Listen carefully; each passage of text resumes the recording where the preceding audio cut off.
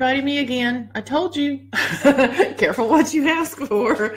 So I am, I'm taking this aromatherapy certification class. I took one last year for animals, and it was really great and fascinating and learned a whole bunch of stuff. I'm now taking one that is part of French aromatherapy. And the French aromatherapy program, studies, whatever you call it, there is a ingestible component to essential oils. And so we're learning a lot more depth about each essential oil and a variety of things relative to the constituents and whether they are phenols or monoterpenes or sesquiterpenes and all that comes with that. I won't bore you with those details yet. But we talk a lot about quality. And I have always heard, and in every presentation you listen to, they will say quality matters, right? And you go and you listen to when they start talking about things like the cats and the drama around can essential oils be used with cats or pets or infants, and then they say quality matters. So what does that mean, right? What does that really mean? And so when I first started, one of the things that I thought it meant, and it does, is that there are synthetics and fillers and inappropriate things that have been added to the essential oil in order to get more volume in the bottle. And an example of that, but certainly not limited to, is when an audit was done in France, for example, on lavender and how much lavender was being sold relative to how much lavender was being grown in the fields. At one time, they were producing 90% more essential oil than they had plants to support, right? So they had some plants, and that would have distilled only 10% of their total volume of essential oil that actually was sold during that time. So what else was in the bottle? Stuff, right? Alcohols, fillers, synthetics, all those things that make essential oils less safe, less therapeutic, and potentially smell different than the true botanical would. So I have ordered essential oils now from a couple of competitor companies to Young Living. So I've ordered doTERRA, Eden's Garden, Plant Therapy, and seems to me I ordered one more, and I can't remember what it is right now. But I also went to Walmart.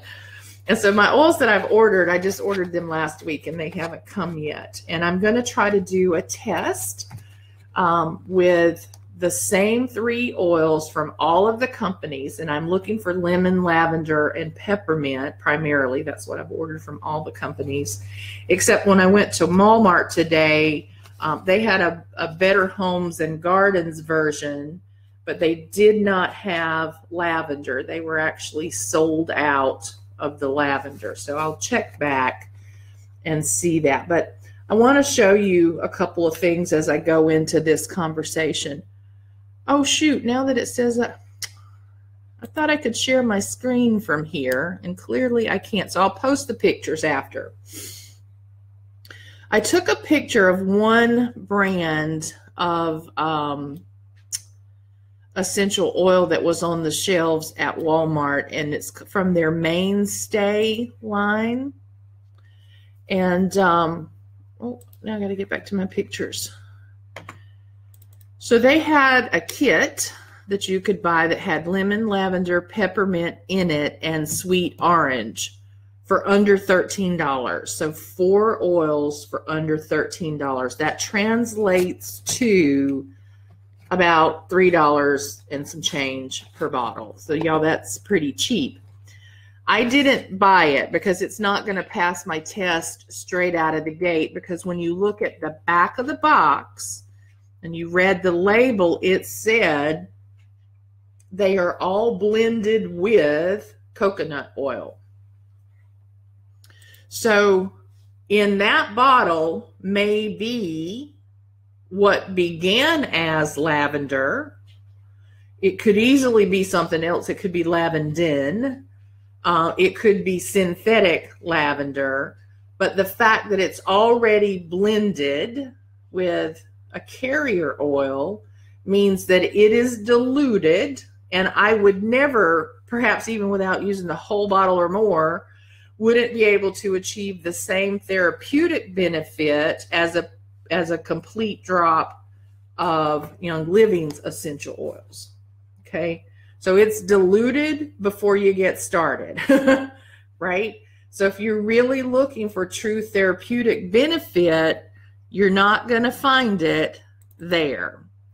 It also, let me blow the screen up. I wanted you to see it. Hold on, I'm going to have to send that to you. But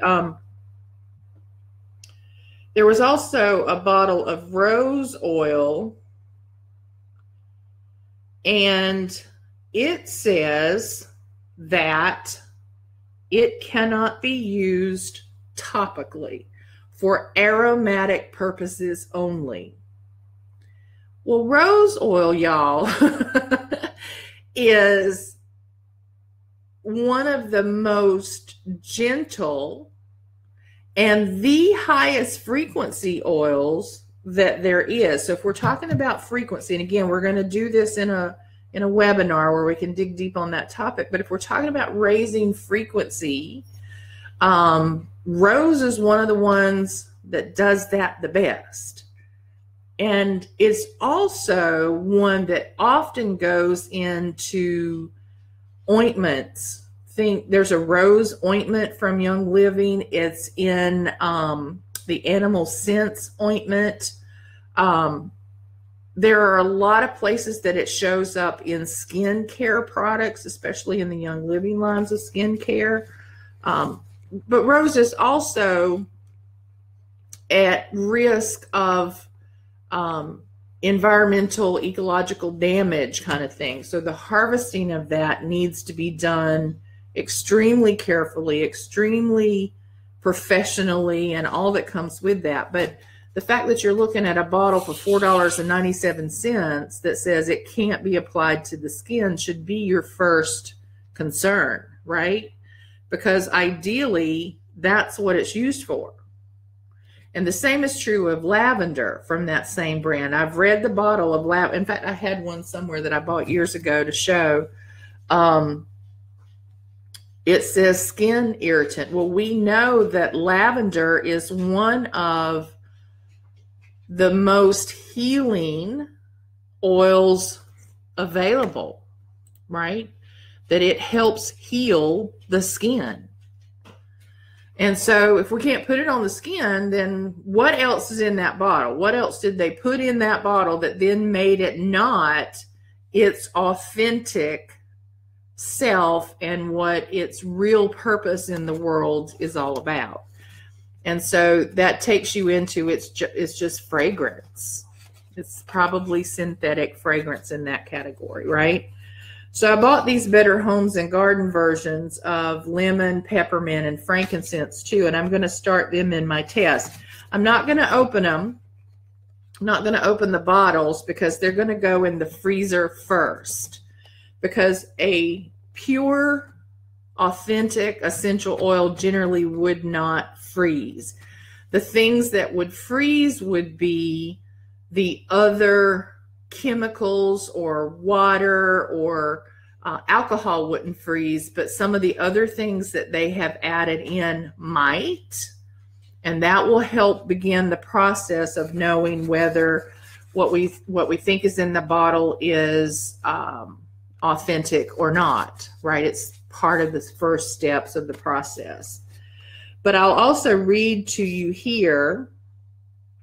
So where is their frankincense? So we know that frankincense is not only a very spiritual oil, but it is an oil that helps at the cellular level of our bodies, right? It is a healing oil.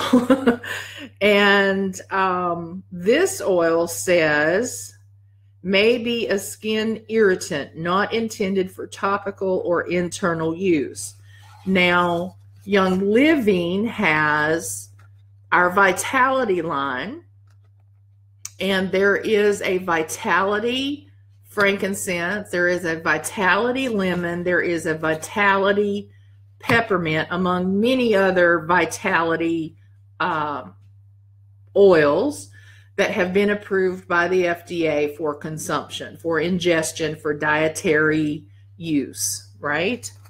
None of these are labeled for topical or ingestion. Now, the law says, federal laws say, you can't have a product that is both topical and aromatic and also ingestible labeled on the same bottle.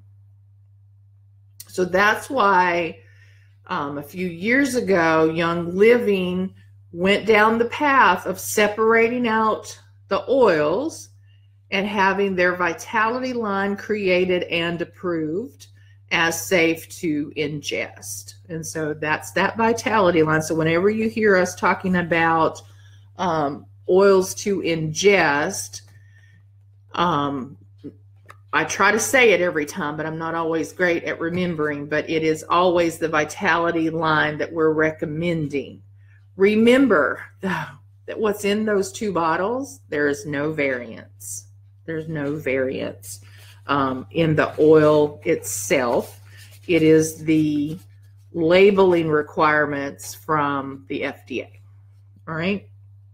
So the fact that I start looking at oils that I know have both skin usage and internal usage options in the Vitality line, and we're looking at those oils and we're comparing them against competitor products, and those products come out of the gate, even before I open the box, and say, cannot be used topically, cannot be used internally, for aromatic purposes only. Let me tell you, I don't want to be breathing that in.